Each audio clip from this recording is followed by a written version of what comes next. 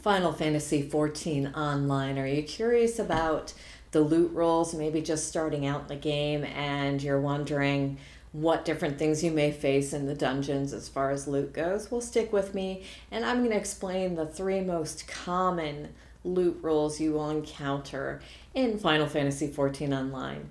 This is Mystic with Mystic Shepherd Gaming. Hello, my wolf pack, and thank you all for watching. All right, so dungeon loot rules. The first and most common one is normal loot rules. Okay? And normal loot rules, sorry, I'm tongue-tied today, obviously, almost every day, is need before greed. And what that is let's say tank gear drops. Well, if the tank needs on it, they click the need button, and you'll see when this particular boss fight is over, you will see it's need, greed, or pass when it's normal loot rules, okay? So, need before greed. Clearly, it's need before greed. So let's say I needed those. I would have had to have, then it rolls this dice roll up to a 99, right? Now, there's another black mage. That's the class or job that I'm on. And the other person, the other DPS is also, so it would have been whoever had the higher dice roll, basically.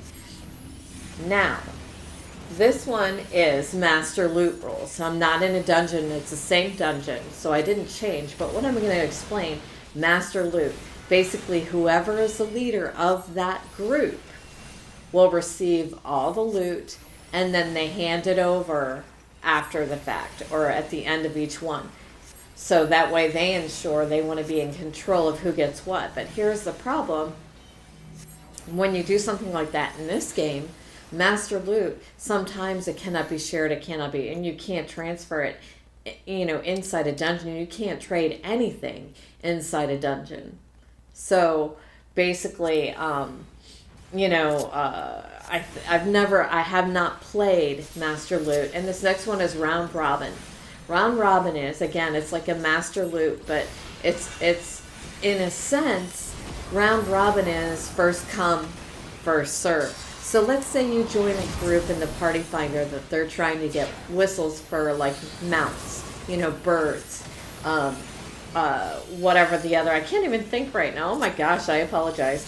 Mounts, anything like that, a whistle. So basically it would be first come, first serve. That way, someone who's been there for an hour waiting for, a whistle, is going to get it before someone who came in 5 minutes prior to that.